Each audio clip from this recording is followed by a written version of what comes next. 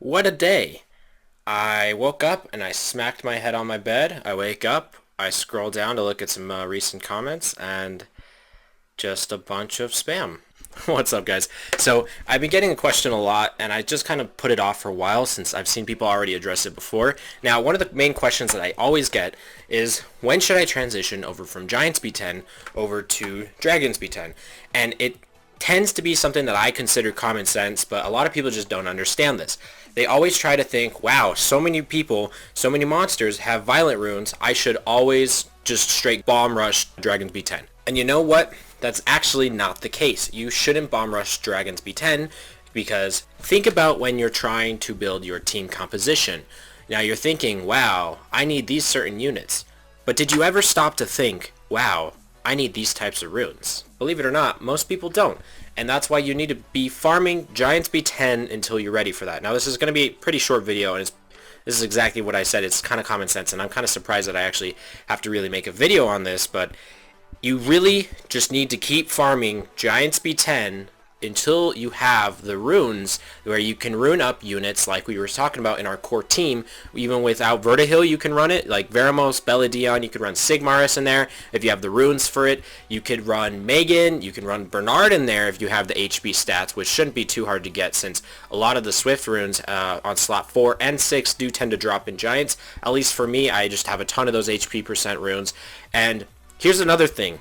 You don't need 6-star runes. You don't need 6-star runes to actually want to plus 15 them. You should be plus 15 any type of rune that you have that is good for your level. So that way you can progress. For me, it roughly takes for a 5-star rune anywhere from about 2 maybe to 300,000, maybe more to get it from plus 12 to plus 15. Now that seems like a bit of an understatement. You're probably thinking, wow, it takes a lot more than that. But you got to understand that most of the times you guys pay attention to the ones where it takes a lot of mana stones versus the ones where it takes maybe like less than 100,000, because it happens quite often, actually, more than you'd think. So you look, and we're going to talk about the rune replacements. So if we go over to Giants B10, you're probably thinking like, wow, Dragons, it's got revenge runes, it's got shield runes, it's got violent runes, it's got everything that I could want. I need to get to Dragons as fast as possible. And here's why that is not the case. We looked at item drop info.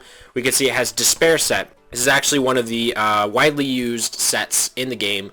Most people end game have Despair or Violent. So right here, here's one of the end game sets.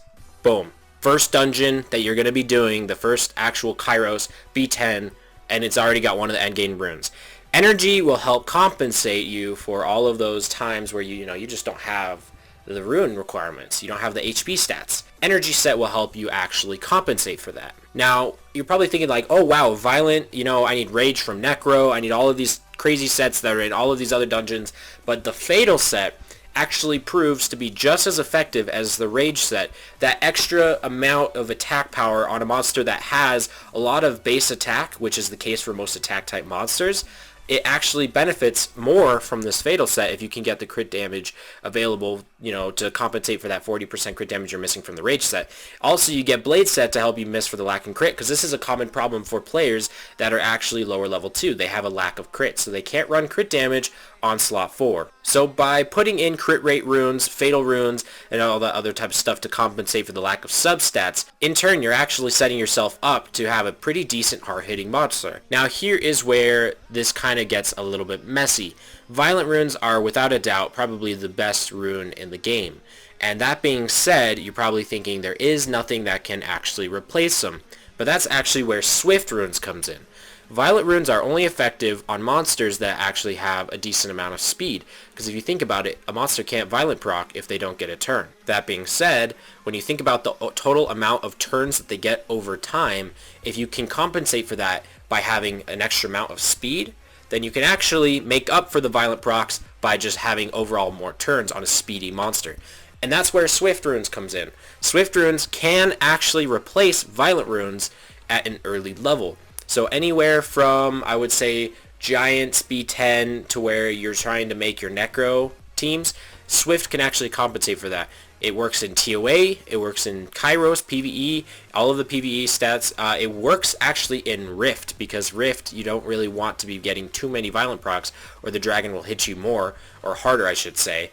And then on top of that, I'd say the only place where it doesn't really compensate and replace Violet runes is PvP content. And that's just because getting a certain amount of turns in a row is kind of important to try to take out a monster as fast as possible, and the enemy won't be able to heal if it's your turn consistently. But in any PvE case, if you have a monster over about 220 speed, that's actually going to be able to replace a monster around 160, 170 speed on Violent runes. I'm saying this as a guesstimation.